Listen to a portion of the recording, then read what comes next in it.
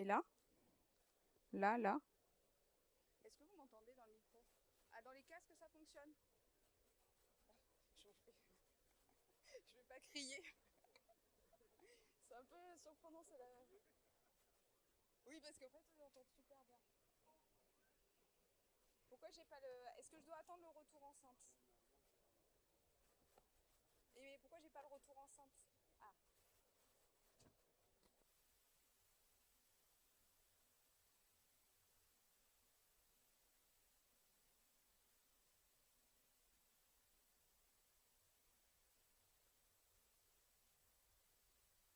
Est-ce que ça marche?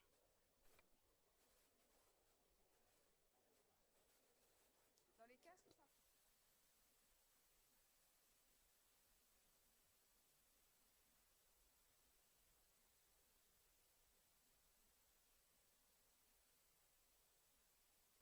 Est-ce que là, ça fonctionne? Non.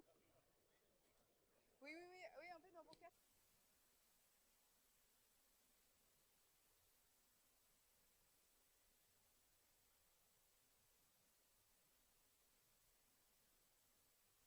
Et là? Bah nous, on va s'entendre, mais...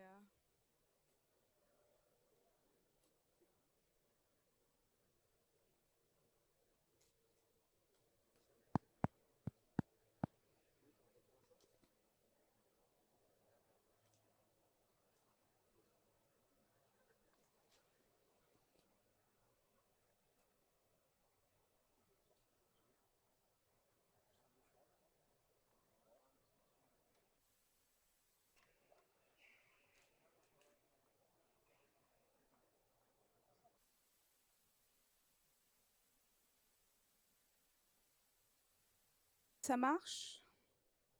Alors, ça marche toujours dans les casques, mais ça marche pas, c'est l'entente. Vous entendez un peu? Non, mais ils ont les casques, donc non, c'est bon.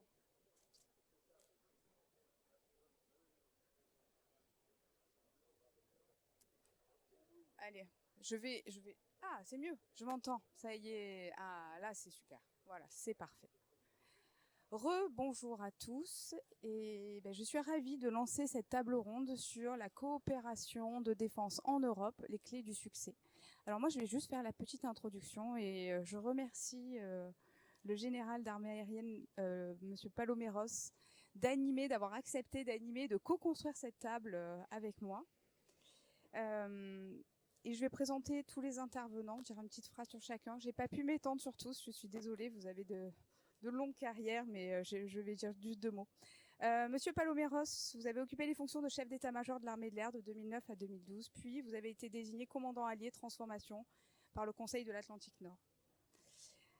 Autour de cette table, donc, nous accueillons Monsieur Collet-Billon, ingénieur général de classe exceptionnelle de l'armement. Monsieur Collet-Billon est ancien délégué général pour l'armement, prolongé à 3 reprises, de 2008 à 2017. Le point de vue de nos grands industriels de défense sera porté dans cette table par Monsieur Giorgiani, directeur des affaires publiques et sûreté du groupe Dassault. Monsieur Giorgiani, après un passage au SGDSN, a rejoint Dassault en 1995. Il a successivement occupé les postes de conseiller politique auprès du directeur général international de Dassault et conseiller du PDG Dassault Aviation. Monsieur Combe, bonjour, directeur de la stratégie et politique produit chez Airbus Hélicoptères. Après 7 ans dans l'armée de l'air et de l'espace en tant que pilote d'hélicoptère de combat, Monsieur Combe a été pilote instructeur pour les missions SAR et a intégré Airbus Hélicoptères en 2008. J'ai tout juste. Monsieur Ripoche nous fait l'honneur de représenter l'Agence européenne de défense, au sein de laquelle il occupe la fonction de directeur recherche, technologie et innovation. Monsieur Ripoche a mené une longue carrière à la DGA, au sein de laquelle il a dirigé le service des recherches et technologies de défense de 2014 à 2019. Je vous remercie tous et je vous souhaite une bonne table ronde et de riches échanges. Merci infiniment, merci au Pôle SEF pour l'organisation de ce forum. Mais rentrons dans le vif du sujet, puisqu'il semble qu'on ait pris un tout petit peu de retard, mais c'était évidemment pour la bonne cause, surtout quand on entend qu'il va y avoir des investissements pour ce projet. Ça nous fait chaud au cœur et au portefeuille. La coopération de défense en Europe, les clés du succès. On a ici une table ronde, un panel, non pas de théoriciens, mais de praticiens. Je crois que ce qu'il nous faut bâtir sur cette expérience que chacun a pu acquérir dans ses responsabilités et dans la construction collective de capacités qui amènent la France là où elle est aujourd'hui, c'est-à-dire à son habilité à jouer son rôle sur la scène internationale, à tenir son rôle au Conseil de sécurité des Nations Unies, à avoir des armées qui couvrent le spectre complet pratiquement des capacités, y compris la dissuasion nucléaire, mais évidemment aussi avec quelques fragilités. Est-ce que la coopération, en particulier en Europe, peut combler ces trous? Est-ce que la coopération en Europe peut nous porter vers l'avenir? À quelles conditions? Une des premières conditions, pour faire le mot introductif et laisser la place à nos intervenants, la première condition, c'est de ne pas échouer, c'est-à-dire d'apprendre de nos échecs. Ça, c'est une bonne base pour, quand on s'intéresse à la transformation, comme je l'ai fait à la tête de la transformation de l'OTAN, apprendre de l'histoire pour mieux construire l'avenir. Deuxième élément, éviter toute idéologie. La coopération ne peut pas se nourrir d'idéologie ou pas très longtemps. Ou si c'est très longtemps, ça coûte très cher. Et les échecs n'en sont que plus cuisants et pénalisent non seulement les acteurs, les industriels, mais pénalisent aussi et avant tout les forces qui sont directement impactées par ces échecs. Donc une bonne coopération, c'est d'abord une coopération qui se construit au fil du temps. C'est aussi l'alignement de planètes, je dirais même plus que de planètes, de constellations. La constellation opérationnelle, la convergence plus ou moins déterministe de besoins opérationnels, c'est-à-dire la capacité, une constellation qui évolue, si vous voulez, au fil du temps. La constellation, évidemment, politique, éminemment changeante, là aussi, au fil du temps. Et puis la constellation des compétences que porte l'industrie et qui, elle, doit se nourrir de compétences humaines, de compétences techniques, comme on l'a vu, d'innovation, et qui doit se nourrir, non pas spécifiquement pour construire un programme, mais d'une manière continue. Mais ça, je suis certain que les industriels présents autour de cette table vont le souligner. Et je vais prendre simplement, pour terminer ce propos introductif, 2 exemples que j'ai vécus. Donc, je vais faire part de mon expérience de chef d'état-major de l'armée de l'air, ou plus exactement d'officier d'état-major, puis de chef d'état-major. Parce que, évidemment, les programmes traversent les générations, traversent les âges, puisque certains d'entre eux, évidemment, durent longtemps. Il ne faut pas se leurrer, c'est pas parce qu'on conçoit, et je vais prendre l'exemple du Rafale, vous allez me dire c'est un drôle d'exemple pour la coopération en Europe. Eh bien justement, parlons-en. Le Rafale, aujourd'hui, il est de bon ton de dire ah oui, mais si on avait été plus intelligent, plus fort, plus visionnaire, on aurait réussi à construire l'avion de combat européen de demain.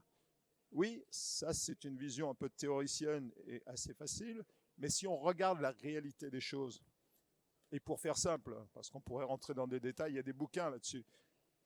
Que s'est-il passé au départ? C'est qu'il y a eu une intuition dans notre pays, et une intuition partagée que l'avenir était au système de systèmes, si je puis dire, et que l'avenir de l'aviation de combat à cette époque, on était dans les années 80, c'était cette aptitude à rendre ces systèmes polyvalents, et le Rafale en étant vraiment l'archétype. Un système polyvalent basé lui-même sur des systèmes d'information évolutifs, on en est quand même à la 4e, voire la 5e évolution du Rafale, et que tout ça fournirait un ensemble, une capacité polyvalente qui pourrait porter aussi bien la dissuasion aéroportée, les attaques dans la profondeur, la défense aérienne, des capacités de renseignement et de reconnaissance, et encore bien d'autres choses, que ce soit d'ailleurs pour l'armée de l'air ou pour l'aéronaval sur le porte-avions. Ça, c'était une intuition, une vision qu'on a partagée entre opérationnels, et ce n'était pas si simple, avec évidemment la DGA, avec les industriels, et on s'est dit, au fur et à mesure qu'on a conforté nos idées, on s'est dit que c'était possible. En contrepartie, vous aviez un avion à vocation européenne, l'Eurofighter, qui lui était basé sur d'autres, je ne dirais pas qu'il était moins avancé, mais une vision moins avant-gardiste, moins visionnaire, et sur des bases d'un besoin qui était plutôt de la défense aérienne, un excellent chasseur de défense aérienne, mais aux capacités d'évolution limitées et qui n'avait pas pris ces mêmes principes de polyvalence. Et à partir de là, vous pouvez faire ce que vous voulez. Une fois que vous avez 2 visions aussi différentes l'une de l'autre. La convergence, si vous faites une convergence, c'est dans un sens ou dans un autre. Mais vous ne pouvez pas faire converger les deux visions en même temps. Et ceci explique cela. Et il se trouve que le Rafale aujourd'hui est un grand succès, l'Eurofighter un peu moins. Voilà peut-être un exemple dont on peut s'inspirer en se disant si on n'arrive pas vraiment au départ à faire converger les besoins opérationnels, là on a un problème. On ne peut pas faire semblant, si vous voulez, qu'il y ait une convergence s'il n'y a pas de convergence des besoins opérationnels, même si on admet dans le principe que ces besoins vont évoluer.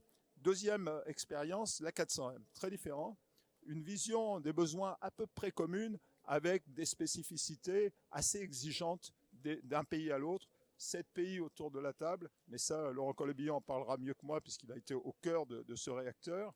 Mais au bout du compte, des difficultés, c'est sûr, des doutes, de grands doutes, mais quand même une communauté de vues sur le besoin d'un avion à vocation stratégique avec des capacités tactiques et qui puisse vraiment être l'avion de transport militaire du XXIe siècle. Et aujourd'hui, après toutes ces difficultés, ces obstacles, et avec un maître d'œuvre industriel robuste, mais qui avait aussi ses limites, et des défis considérables, comme la motorisation, par exemple, qui était un défi mondial, je dirais, on a appris, et là, il y a évidemment des leçons, mais je vais laisser le soin à Laurent Collet-Billon de les tirer. N'empêche qu'aujourd'hui, sans cette coopération européenne au sens large du terme, elle comprend la Turquie, par exemple, eh bien, nous n'aurions pas cet avion de transport du futur. Donc voilà un peu deux alternatives.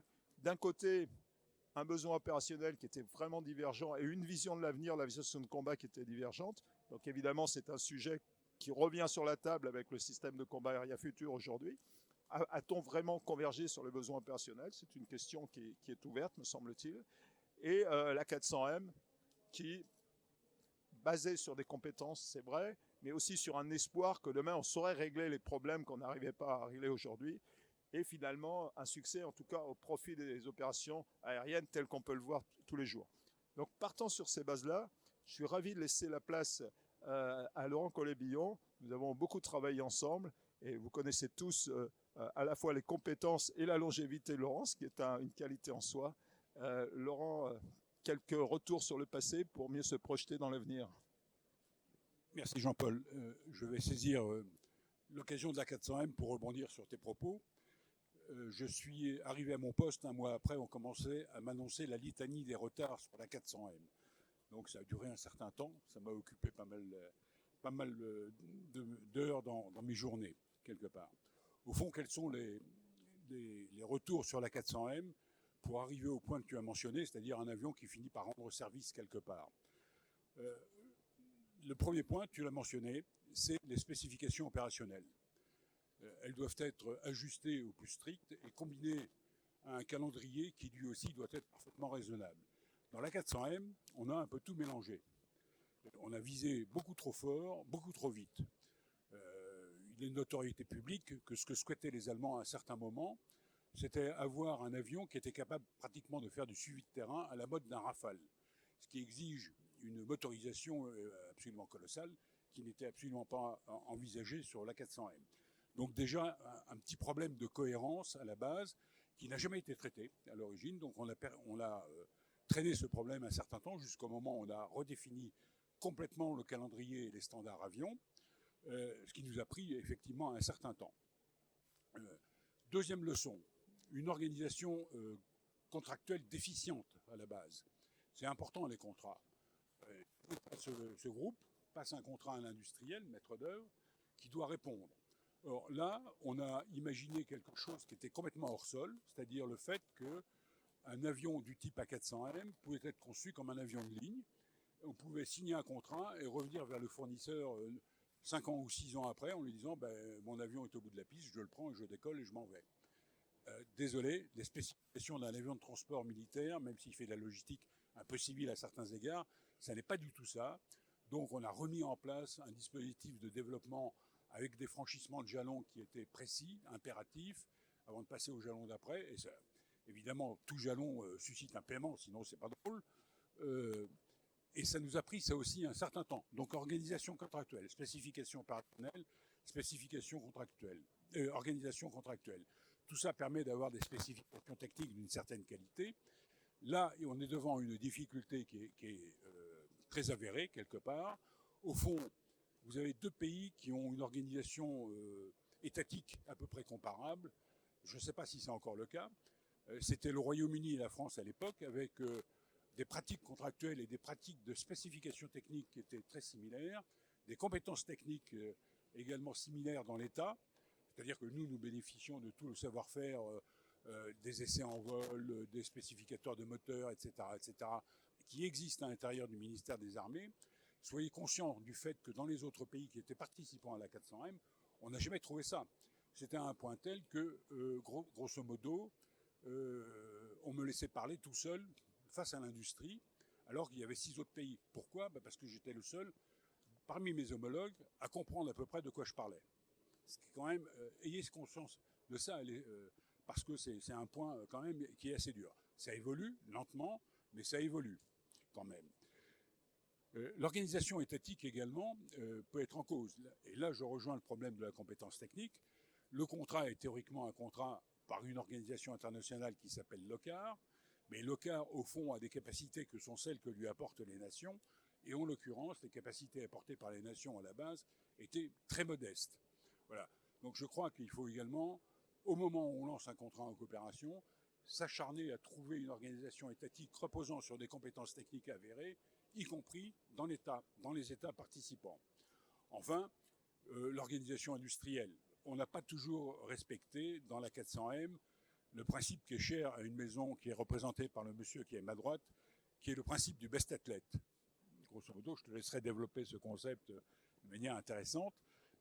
Donc, au fond, le principe de retour géographique, appelons-le comme ça, à l'ancienne, a conduit à confier à certains industriels des choses sur lesquelles ils ont été en difficulté.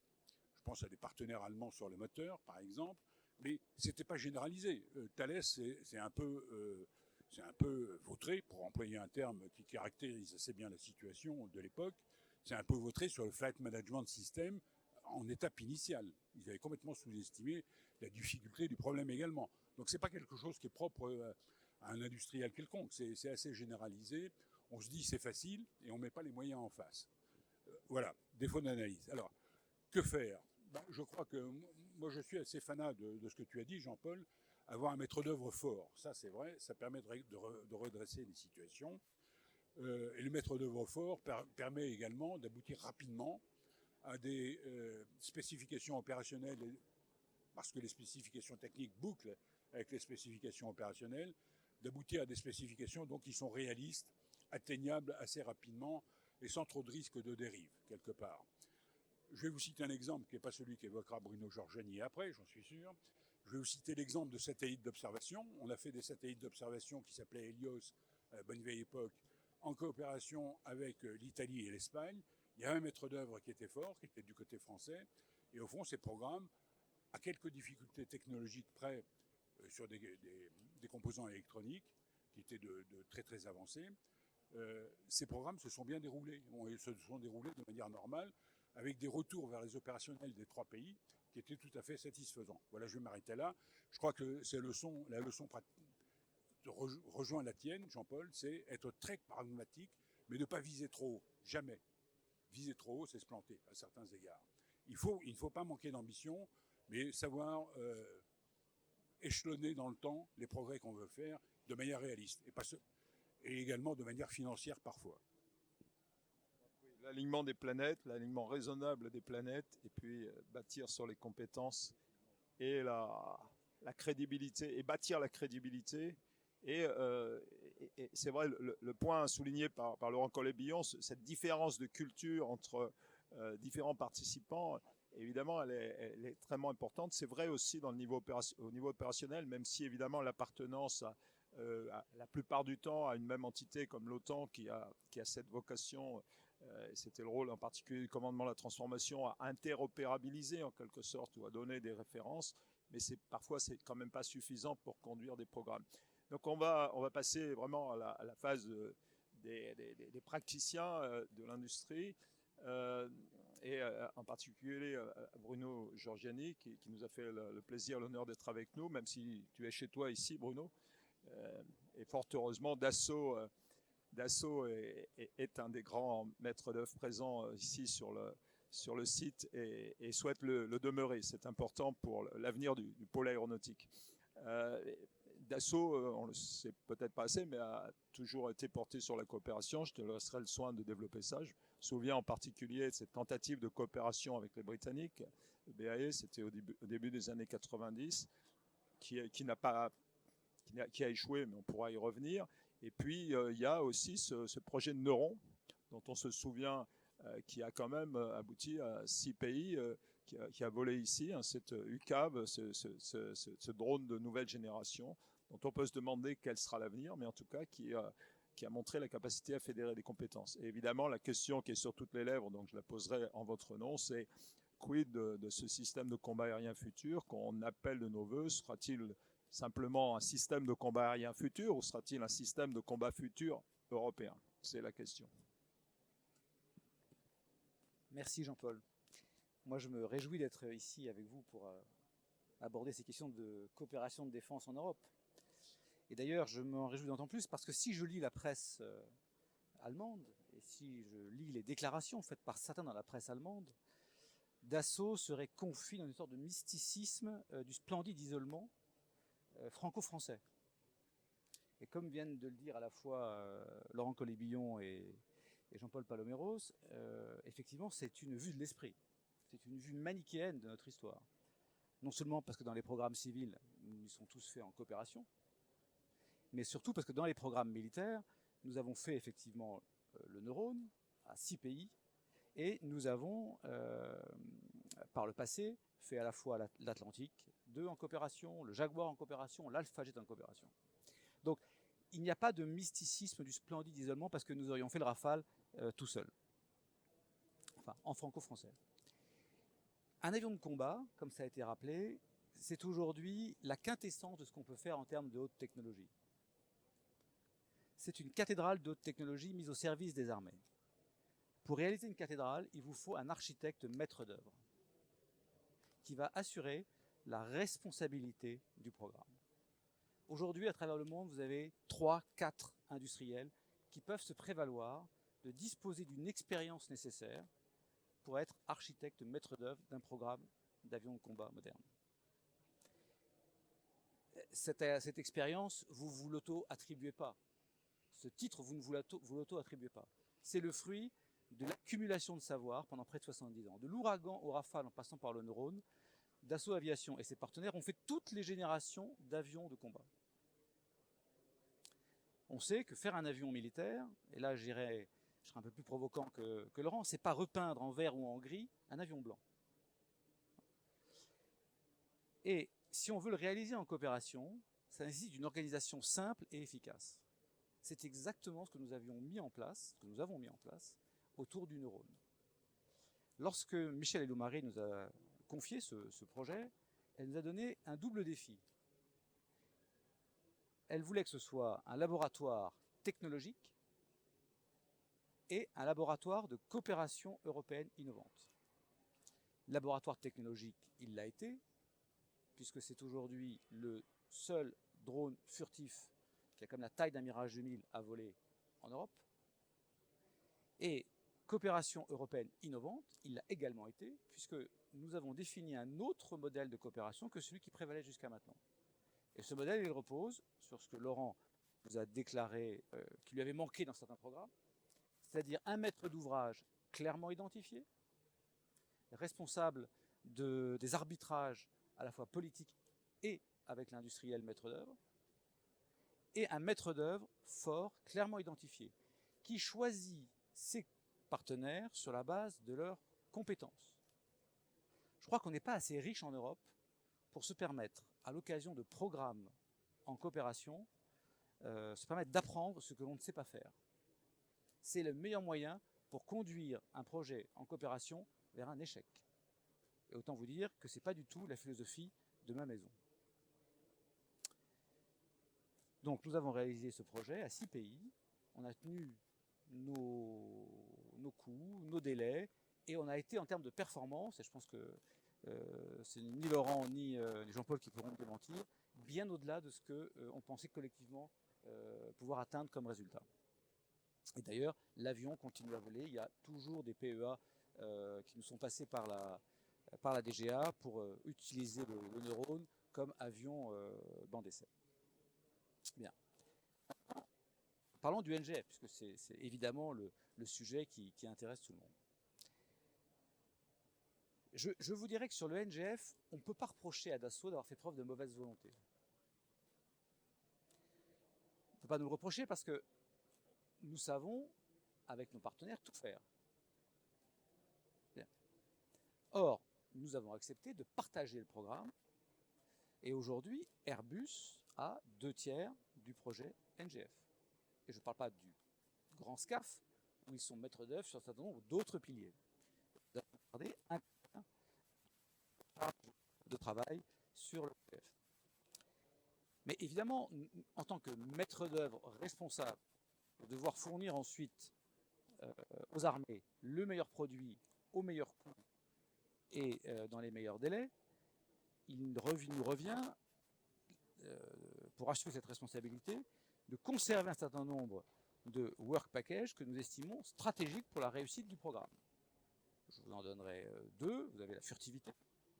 Et je pense que nous avons acquis, en termes de furtivité, avec le neurone, une expérience que personne ne peut nous tester. Et les commandes de vol, je pense que vous savez que c'est l'équipement que nous réalisons depuis les origines de la maison. Marcel Dassault ayant considéré que le système nerveux de l'avion devait rester la maîtrise du maître d'œuvre. Et aujourd'hui, donc ce partage des tâches a été acté en mars 2021 entre l'aviation et Airbus. Et malheureusement, depuis lors, sans cesse remis en cause. Remis en cause parce que nos Airbus cherchent un modèle de développement, un modèle de coopération qui n'est pas le nôtre. C'est ma pile peut-être, non, je plaisante. D'accord. Voilà, ce modèle de développement souhaité par nos amis d'Airbus cherche un co-développement sur l'ensemble de l'avion. Co-développement veut dire dilution des responsabilités et veut dire duplication.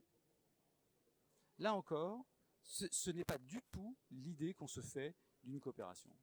Nous, ce que nous souhaitons, c'est pas dupliquer les compétences.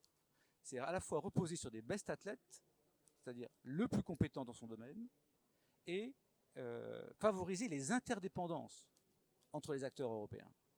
C'est-à-dire, si je recrée des capacités commande de vol en Allemagne et en Espagne, quel est l'intérêt de cette coopération européenne? Donc, aujourd'hui, le projet, effectivement, est à l'arrêt. La phase 1A a été lancée. On n'est pas encore passé en phase 1B, qui doit après déclencher sur la phase 2 du démonstrateur. Nous attendons que Airbus rejoigne la position les engagements qu'il avait pris en mars 2021. Et à l'origine, tu as raison, mais disons qu'il avait été acté en mars 2021. Et en fait, il ne faut pas perdre de vue que faire un avion de combat et un avion de combat qui doit voler autour de 2050 est un vrai défi. On ne peut pas se permettre de jouer avec nos armées, avec nos opérationnels, avec l'argent du contribuable. Nous nous engagerons dans une coopération, et c'est notre ambition, que si celle-ci peut être une réussite. Nous ne nous engagerons pas si nous avons la conviction qu'elle conduira à un échec. Et pour ce faire, il y a des règles simples, celles que je vous ai décrites. Et l'idée, c'est, on espère, nous, que ce programme ira de l'avant, mais il n'ira pas de l'avant si c'est au détriment à la fois des forces et de l'intérêt du contribuable. Voilà, je vous remercie, et puis si vous avez des questions, je serai ravi d'y répondre. Merci pour cette exposition très claire de la situation et des raisons surtout. Et je suis sûr que vous ferez les ambassadeurs de cette cause pour éviter les approximations dans ces déclarations intempestives sur le rôle des uns et des autres. Il faut toujours avoir une certaine prudence et bien comprendre le fond des problèmes avant de pouvoir prendre des positions comme ça qui sont absurdes et qui ne peuvent pas favoriser la coopération. Favoriser la coopération, c'est aussi accepter les difficultés d'un dialogue. Alors, on a un deuxième témoin industriel et émérite régional de l'étape, Jérôme Combe, qui a été, dois-je le souligner, un excellent pilote d'hélicoptère de l'armée de l'air. D'ailleurs, ils le sont tous. Et qui a rejoint donc Eurocopter, puis Airbus Hélicoptère. Et vous avez, Jérôme, une grande expérience de l'export, une grande expérience de la coopération internationale. Et on voit aussi les défis auxquels vous êtes confrontés. Ils ont été soulignés tout à l'heure par votre secrétaire général. C'est avec plaisir qu'on vous entendra sur ces clés du succès. Merci mon général. Donc clairement, je me positionne en tant qu'Airbus Hélicoptère, donc je ne vais pas rentrer en discussion avec les discussions qui ont en cours actuellement sur le SCAF. Je me permettrai juste de compléter un peu les clés du succès qui ont été amenées, auxquelles j'adhère à 200%, qui sont bien sûr l'alignement des planètes. Pour lancer un grand programme, il faut d'abord un alignement des planètes, un alignement des spécifications, et c'est vrai que ça, c'est quand même le vrai challenge, et on le voit, nous, quand on réfléchit à l'avenir, entre les pays nordiques qui se positionnent autour de l'Arctique et avec des grandes frontières à défendre, l'Europe de l'Est qui est plutôt en mode défense, et l'Italie qui se dit, moi, la menace de demain, elle vient d'Afrique du Nord, et la France qui, elle, veut toujours avoir une capacité de projection. On voit bien que la convergence des besoins opérationnels va rester un sujet assez intéressant. Et souvent, on dit que les programmes de coopération sont très très longs, les industriels sont longs. C'est plutôt la convergence qui est très très longue, plutôt que le développement de l'appareil lui-même. Autre sujet donc je me permettrai de rajouter, c'est l'aspect certification aussi, qui est un vrai sujet et qui a été une difficulté à l'époque pour le NH90. Qui est responsable de la certification? Qui porte la certification et qui porte cette responsabilité-là en tant que représentant étatique comme représentant industriel? Et puis après, un autre point qui est toujours important, voire même très important pour l'industriel, c'est la masse critique. Est-ce que j'aurai la masse critique au sein de l'Europe pour rentabiliser mon programme, ou si ce n'est le rentabiliser, au moins qu'il soit abordable et affordable, comme on dit, par nos clients. Et donc, est-ce que cette masse critique, je dois aussi réfléchir à peut-être aller la chercher au-delà de l'Europe? Donc ça, c'était deux points qui étaient importants pour moi de rajouter dans ces aspects-là. Alors, les clés du succès, on a défriché, hein, ça fait le lancement du Tigre qui date des années 80 a été une première coopération franco-allemande qui a amené aussi à la consolidation de MBB allemand et Aérospatiale France pour devenir Eurocopter. Donc voilà, on va fêter cette année les 30 ans d'Eurocopter. Donc je pense que ces programmes de coopération sont un peu dans notre ADN maintenant. Ensuite, il y a eu le NH90 dans les années 90. Donc cette fois, en rajoutant à la France, à l'Allemagne, l'Italie et la Hollande. Donc là, on a commencé à toucher du doigt un peu ces difficultés qui ont été annoncées. Et donc on arrive aujourd'hui sur un produit qui a des performances excellentes et magnifiques, mais voilà, sur une organisation industrielle. Et au-delà du développement d'un appareil, c'est toute sa vie qu'il faut prendre en compte, tout le soutien et la maintenance. Et là aussi, quand on met en place un consortium industriel, il faut réfléchir à cette deuxième partie qui est la plus importante pour les opérateurs. C'est très bien de partager, d'avoir un très beau partage industriel. Il faut avoir un partage ensuite du support et du soutien de cette flotte.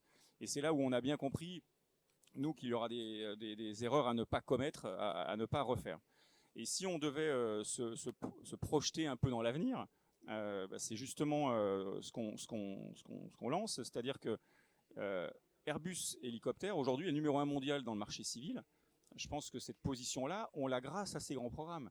Des innovations du Tigre et du NH90, on les retrouve sur le 225 Caracal.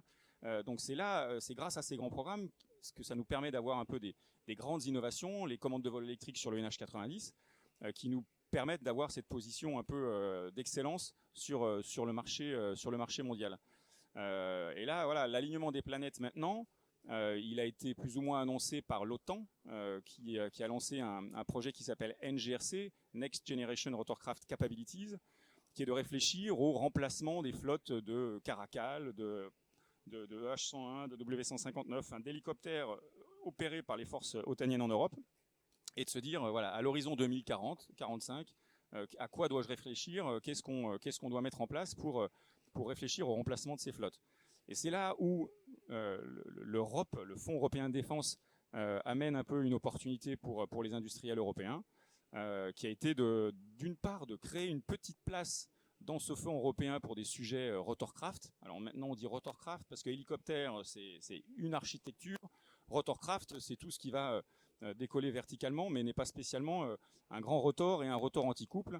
On le voit aujourd'hui sur des solutions grande vitesse américaines avec un tilt rotor ou ce qu'on fait depuis plus de 10 ans maintenant le Racer qui est un hélicoptère avec une hélice de chaque côté qui nous permettent d'avoir un appareil de grande vitesse et beaucoup plus simple à opérer.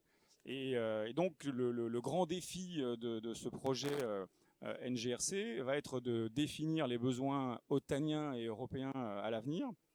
Et là on voit voilà, les exercices de convergence qui vont commencer. Et le but de lancer un programme européen qu'on appelle ENGRT, European Next Generation Rotorcraft Technologies, il est justement de dire que l'industrie européenne se positionne clairement par rapport à ce besoin exprimé par l'OTAN pour dire il faut qu'on ait une solution européenne, une solution souveraine pour garder le leadership de notre industrie européenne. Et c'est dans ce cadre qu'on fait un partenariat avec Leonardo, comme sur le NH90, où là on s'est dit les choses les choses qu'il ne faudra pas recommencer. Alors pour l'instant on est sur un projet R&T, recherche et technologie, donc 100% financé par le Fonds européen de défense. Alors après, ces programmes de coopération, ils ont des conditions. Les conditions, c'est d'embarquer beaucoup de partenaires européens, d'embarquer des PME, PMI européennes pour faire de ces projets des vrais projets européens et développer un peu le rayonnement de cette industrie au-delà des grands acteurs. Donc c'est là où il faut trouver le juste équilibre entre j'ai un programme qui va être efficace et puis j'onboard des nouveaux acteurs sans mettre ce programme en danger. Alors ENGRT aujourd'hui ce n'est pas un programme, soyons clairs, c'est un projet européen pour lequel Airbus et Leonardo se sont positionnés. On a remis notre appel d'offres, c'était en décembre l'année passée. On attend une réponse positive dans les semaines à venir qui annoncerait ou pas la sélection de notre consortium justement pour lancer ces grandes réflexions. Si je devais présenter succinctement ce programme, il y a plusieurs groupes de travail ou work package à livrer. Le premier, voilà, c'est le concept d'emploi. De ce concept d'emploi, ça sera de définir quelle est la bonne architecture hélicoptère, parce qu'il y a quand même une grande question qui se pose aujourd'hui dans le monde de l'hélicoptère, c'est grande vitesse ou pas grande vitesse. Donc ça, c'est la première question à laquelle il va falloir répondre. Est-ce que c'est de la grande vitesse et du long rayon d'action, ou est-ce que finalement le long rayon d'action sera suffisant parce qu'en face de nous, on a les Américains qui sont déjà partis avec le mode F-35, de dire vous fatiguez pas de réfléchir à tous leurs partenaires et alliés européens, ne réfléchissez pas, on a réfléchi pour vous, on travaille dessus, voilà, et donc ne vous embêtez pas trop. Donc nous, tout le rôle de l'industrie européenne, de dire attendez, il y a peut-être une solution alternative, qui peut être différente du besoin américain qui a plutôt envie de faire la guerre en Indo-Pacifique. Est-ce que ça doit être le cœur de notre objectif, la guerre en Indo-Pacifique, ou est-ce qu'on considère qu'on a d'autres théâtres d'opération qu'on doit prendre d'abord comme priorité, et puis on n'a pas les moyens des armées américaines financiers, donc il faudra qu'on trouve le juste équilibre d'une machine la plus abordable possible, la plus fiable possible. Donc on a dit ce premier groupe de travail qui est les concepts d'emploi, les réponses pour définir l'architecture. Pour accompagner ce travail de réflexion, on va faire voler justement les opérationnels sur une solution tilt italienne et sur le Racer d'Airbus Hélicoptère qui devrait voler cette fin d'année ou début d'année prochaine, justement pour les aider à réfléchir et comprendre les avantages et inconvénients de ces différentes formules. Et puis après, c'est la réflexion sur les systèmes de demain. Qu'est-ce que je veux comme système dans mon appareil?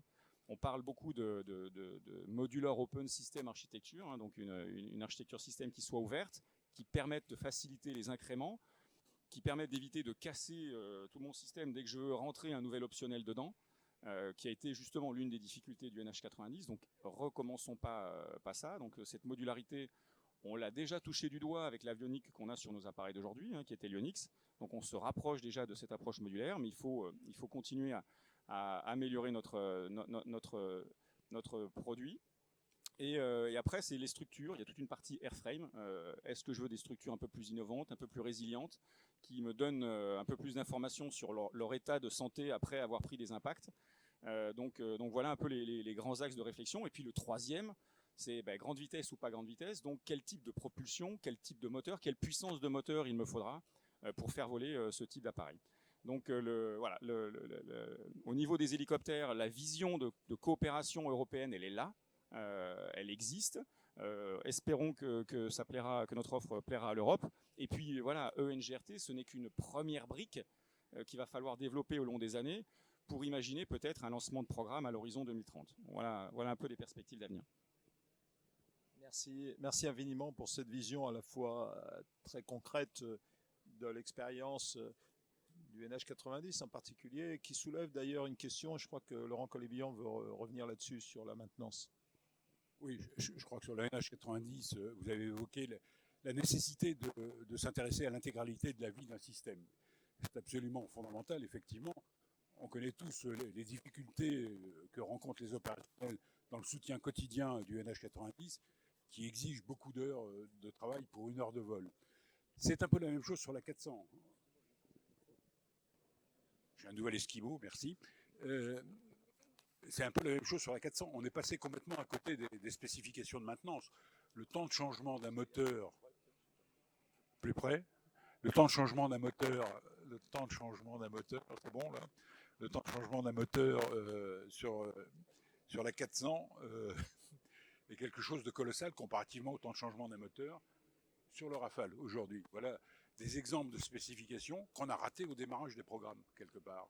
Et après, ça peut générer des mauvaises réputations qu'on traîne un peu, alors qu'elles ne sont pas totalement justifiées quelque part. Alors, on ne pouvait pas parler de coopération européenne sans appeler autour de la table l'expertise d'une organisation que j'avais eu l'honneur, avec beaucoup d'autres, de porter sur les fonds baptismaux il y a une vingtaine d'années, l'Agence européenne de défense. C'était en d'autres temps. Je pense que la foi en l'Europe était plus forte à ce moment-là. On était dans un point fort où on pensait vraiment qu'on allait construire quelque chose ensemble. C'est toujours le cas aujourd'hui, mais le moins qu'on puisse dire, c'est qu'il y a eu à la fois quelques déboires, déceptions, et qu'on n'a pas tout à fait réalisé cette ambition. N'empêche que cette agence européenne de défense, elle est toujours là.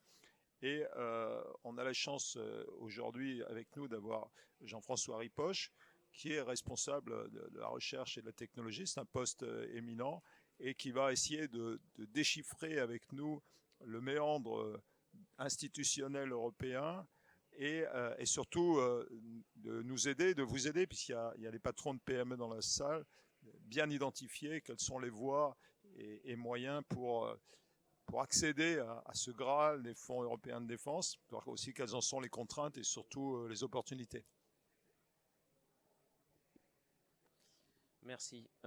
Oui, comme vous l'avez dit, je pense une des clés de la coopération au niveau européen, c'est de bien connaître le paysage. Alors je vais essayer de le brosser de manière impressionniste, mais j'espère pas abstraite, et que ça avancera. D'abord, l'Agence européenne de défense, elle est assez jeune. Elle a été créée en 2004.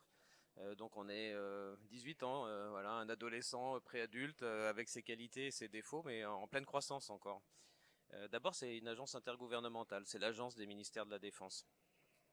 Et quelle est son activité qui nous concerne? On appelle ça des priorités européennes. En réalité, moi je préfère appeler ça l'espace des possibles. C'est l'endroit où les États membres vont dire « là je suis prêt à coopérer ». Ça ne veut pas dire qu'ils vont donner toutes leurs priorités nationales, au contraire, mais ça vous donne l'espace des possibles, là où la coopération est possible, ouverte. Donc les opportunités de collaboration. Et la deuxième mission que je voudrais mettre en avant, c'est qu'on est aussi basé dans ce monde bruxellois, le porte-parole du monde militaire vis-à-vis des politiques civiles. Et par exemple, vis-à-vis du ciel unique, puisqu'on est dans le monde aéro, il faut bien que quelqu'un explique les spécificités du monde militaire au ciel unique, sinon la problématique d'entraînement, d'opération n'est pas du tout prise en compte. Et on le fait aussi dans le monde de l'énergie, et ça a un retour positif, c'est que ça permet aussi d'identifier là où finalement du financement civil pourrait aider le monde militaire, le monde de la défense. Alors, au sein de l'agence, ces opportunités de collaboration, on les développe dans ce qu'on appelle des CapTech. Ce sont les groupes où les experts techniques par domaine, par métier, on dirait à la DGA, se réunissent pour dire ce sur quoi ils sont prêts à coopérer et quel projet pourrait soutenir cette coopération. Donc ça fait des feuilles de route de projet. C'est financé avec l'argent des États membres, donc c'est quelque part pas très différent d'une étude en national vis-à-vis de la DGA ou de l'AID. Il faut avoir ce soutien de votre État, mais ça a quelques beautés par rapport à la coopération. D'abord, on est bien dans l'exemption défense, donc c'est du gré à gré. Si la France décide de travailler avec l'industriel X, ça sera l'industriel X. Et s'il vient avec son partenaire Y, qui est estonien par exemple, ça sera avec ce partenaire Y. On aura des gens qui veulent travailler ensemble. On n'aura pas une mécanique de compétition. Ça permet aussi de gagner un peu de temps. Et on a déjà l'exemption de la TVA, ce qui est toujours bon dans un projet en coopération. Je dis pas que ça fait une économie, mais au moins ça compense au minimum le surcoût de la complexité. C'est toujours bon à prendre. Donc ces projets, on en lance une quinzaine par an. Ça fait, vous aurez un ordre d'idée du budget, disons environ 60 millions par an de nouveaux projets lancés. Et puis on a quelques exemples quand même d'avoir réussi à avoir du financement de l'Union dans des projets qui intéressent la défense, par exemple pour la rénovation énergétique, pour des questions de futur aussi du ciel unique européen, quelles implications ça a sur les aéronefs. Alors le nouveau, je vais en parler même si c'est pas l'Agence européenne de défense, le nouveau venu c'est la Commission européenne vraiment dans le monde de la défense avec le Fonds européen de défense. Et là c'est encore plus récent mais c'est la dynamique européenne elle est intéressante. Il y a 5 ans on parlait de 30 millions d'euros par an de budget, aujourd'hui ils sont à 300 millions d'euros par an de budget dans la R&T et cette capacité de passer d'une décade en 5 ans ou en 10 ans, on peut percevoir que ça va venir. Mais c'est le monde de la Commission, c'est elle qui a le pouvoir d'initiative, même si son comité de programme est aussi réunit les États membres. Et sa légitimité, c'est l'industrie et la recherche. Et son mode d'action, ça a été dit, c'est aussi à l'heure actuelle des subventions. Et des subventions dites à 100% des coûts directs éligibles avec des frais, des overheads. Entre une PME qui est peut-être très ramassée et un grand groupe, ça veut dire plus ou moins d'autofinancement. Donc c'est aussi à bien connaître là-dedans. Plus vos coûts sont directs, moins vous aurez d'autofinancement. Il y a quelques règles, au moins trois entités juridiques différentes, 3 pays différents. Il ne faut pas se voiler la face, ça a été un peu dit. On est dans les phases actuelles. Il faut montrer qu'on est très inclusif, c'est le mot à Bruxelles. Donc les consortiums sont très larges aujourd'hui, probablement au détriment d'une efficacité immédiate.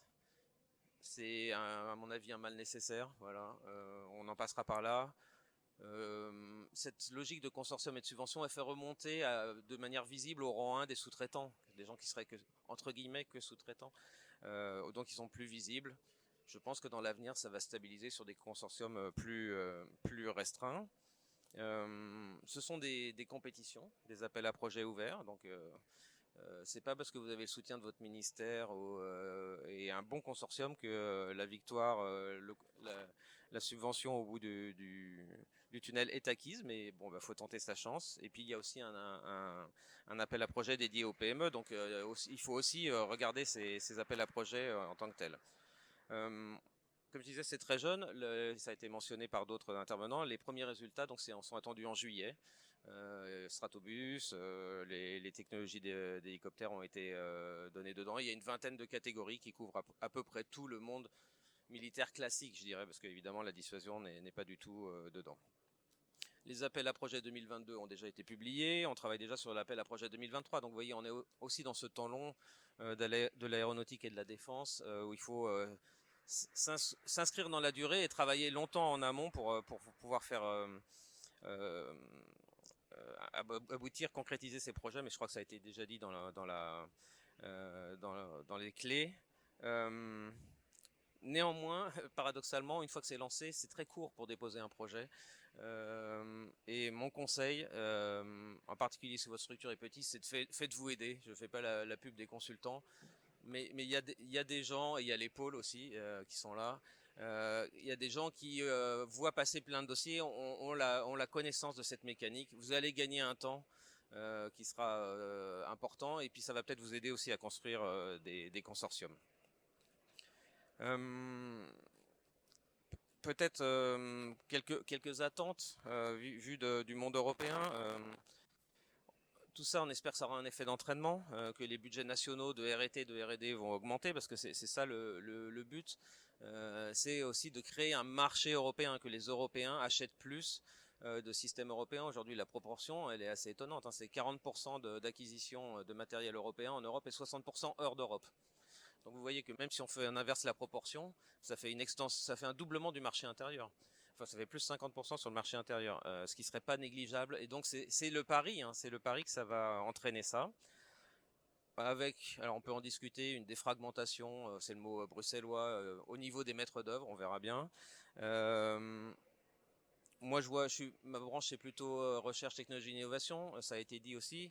J'y vois l'opportunité d'aller chercher des compétences qui ne sont pas déjà établies un peu partout en Europe, et finalement la Commission réfléchit aussi comme ça, c'est une politique d'offre.